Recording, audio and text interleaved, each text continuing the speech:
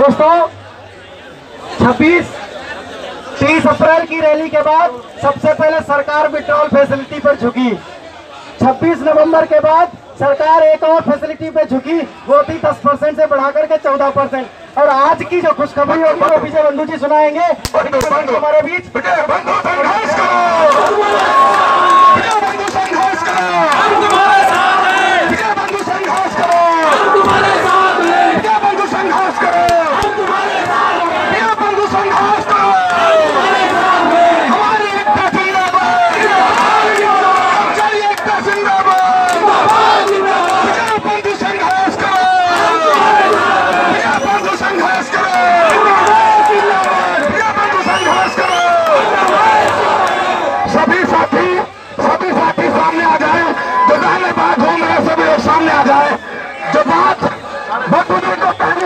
भैया अरे डॉक्टर साहब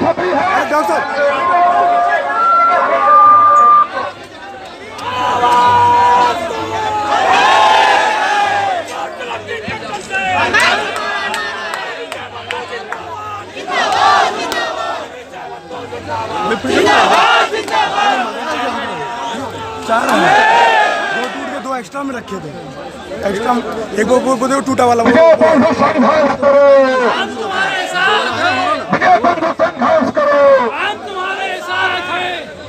पुरानी पेंशन बहाल करो। सभी साथी सामने आ जाए। आपको खुशखबरी सुननी है, आपको अपनी मेहनत का परिणाम देखना है तो आप सामने आ जाइए। प्रेम सागर सभी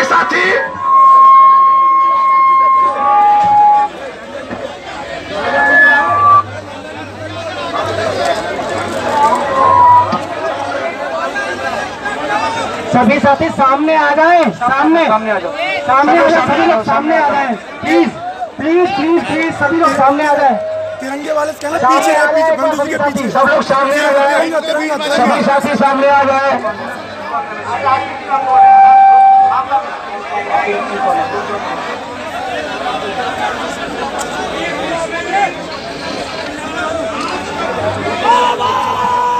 हमें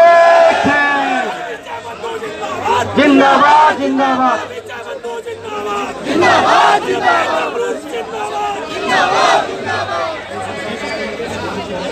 साथियों, आप सबका संघर्ष और जंतर मंतर की जमीन कभी भी बेकार नहीं जाएगी। और जिस तरह का आप लोगों ने धैर्य बनाए रखा, हमें तो लगता था कि मैं जब लौट के आऊंगा तो पता नहीं आप मिलेंगे कि नहीं मिलेंगे, लेकिन मुझे बहुत फख्र है। आप सबको मैं सैल्यूट करता हूं, बहुत फख्र है, बहुत फख्र है। सारे के सारे लोग जल जमाए हुए हैं। ये किसी संगठन और किसी आंदोलन की सबसे बड़ी ताकत होती है, बहुत बड़ी ताकत होती है। और आपका नेतृत्व आपके ताकत से लड़ता है। आप अगर ताकत नहीं देते हैं तो फिर कोई न सुनता है न कोई सुनाता है। ये आप संघर्ष करते रहे, खड़े रहे, डटे रहे। आज पूरा का पूरा सरकार बजट पर लगी है, लेकिन आपका आह्वान संसद भवन का कि संसद मार्च करेंगे, थोड़े से टेलर में यहां से वहां तक पूरी सरकार हिली।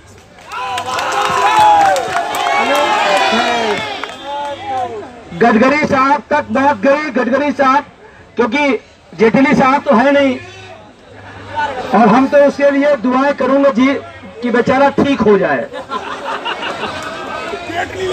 फिर आके 16% कर दे, तो दुआएं करूंगा। ठीक है, वो हमारे साथ अन्याय करें, लेकिन स्वास्थ्य के मामले में हम दुआएं करेंगे।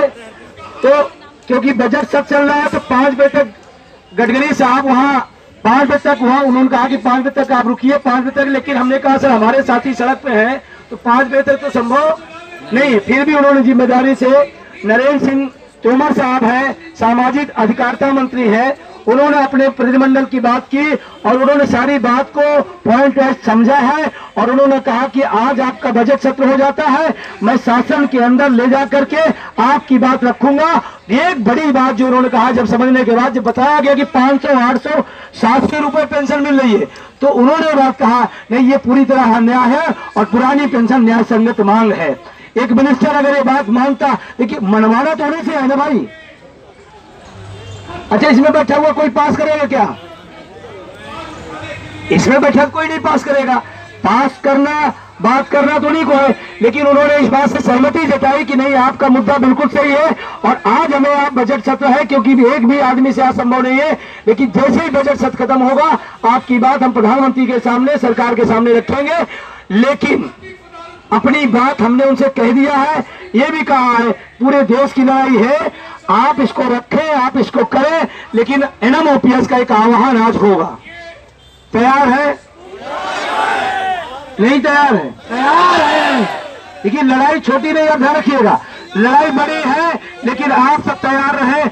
इस जो अभियान को है, इस अभियान को हम पूरे देश में ले चलेंगे, पूरे देश में इस अभियान को ले चलेंगे और अगला जो पड़ाव होगा हम सबको, क्योंकि ये उसी बैठने वाले लोग हैं, हम अपने अपने पूरे देश के सांसदों को अपने अपने संसदीय क्षेत्र में घेरने का काम करेंगे। आज के बाद ये फैसला कर लेना, एक भी सांसद और एक भी विधायक को हम आज से माल्यार्पण पर कोई कर्मचारी नहीं करेगा, नहीं करेगा। आपका विभाग का मंत्री हो, आपका क्षेत्र का सांसद हो, आप कह लेना ये माल्यार्पण करने को तैयार है, लेकिन जब पुरानी पेंशन बहाल होगी, माननीय सांसद जी आपको हम प्रिय है, आप हमको प्रिय हो, ठीक है, लेकिन आज के बाद से उनका जो सम्मान था कर्मचारियों के बीच में, उस अभियान को लेकर के हम देश भर में चलेंगे। क्या आप तैयार है? रेडी है? रेडी है। अब आपको दो चीजें और बता दूं मैं। आपको लगता होगा कि क्या हुआ 5 दिन से, गांधी जी का आंदोलन आपने सुना है? गांधी जी का आंदोलन सुना है? आप जब यहाँ बैठे हैं तो आप यहाँ बैठे हैं, आपको पूरा हिंदुस्तान इंतजार कर रहा है, करा नहीं करा कि आज जंतर मंतर पे क्या चल रहा और आज क्या होगा। इससे क्या होगा, पूरे हिंदुस्तान में जो हमारा भाई आलस में बैठा है उसको भी लगता है कि नहीं सर, मेरा हमें साथ देना। और आज मैं पूरी ईमानदारी से कह रहा हूं, ये जो नजारा आप पूरे हिंदुस्तान में देख रहे हैं पुरानी पेंशन का, ये मात्र कर्मचारियों के 10% के जागने का नतीजा है। कितना? कितना? मात्र 10% कर्मचारी भी जागा है। हम मुगलते में नहीं है, हम भ्रम में नहीं है, गलत तो नहीं हूं मैं, ये मात्र 10% जागा है। हमारा लक्ष्य 20% जगाने का है। 20% हमें कर्मचारियों को जगाना पड़ेगा और लड़ाई के लिए तैयार करना पड़ेगा।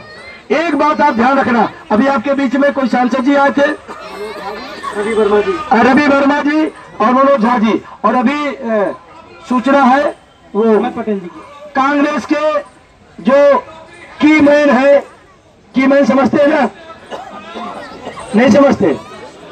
अरे बोलो भाई, समस्या ही हर आदमी सोता विजय बंधु बोल, की मैन समझते हैं?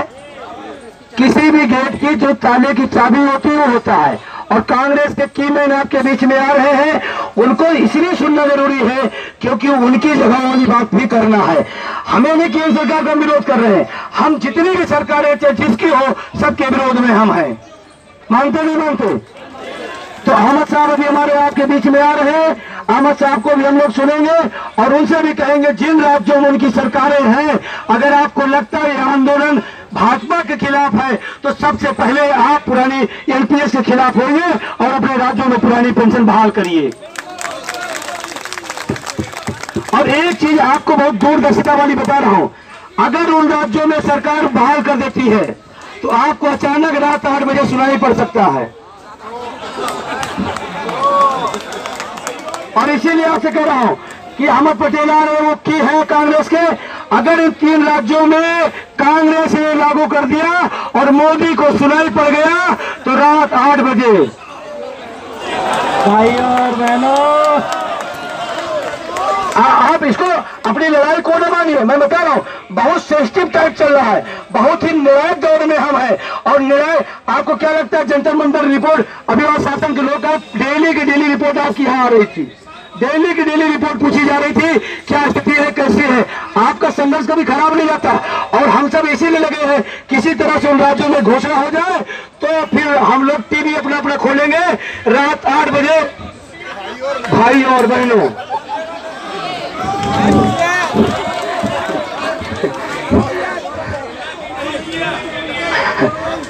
दो लाइन मैं बता रहा हूं आपको, अभी भी लग रहा है नहीं, मैं भी पॉजिटिव आदमी हूं। 19 के घोषणा के पहले ये प्रधानमंत्री रात 8 बजे आ सकता है किसी टाइम। है दबाव है, उधर भी सत्ता में भी दबाव है, और आने के बाद 8 बजे क्या बोलेंगे? भाई और बहनों,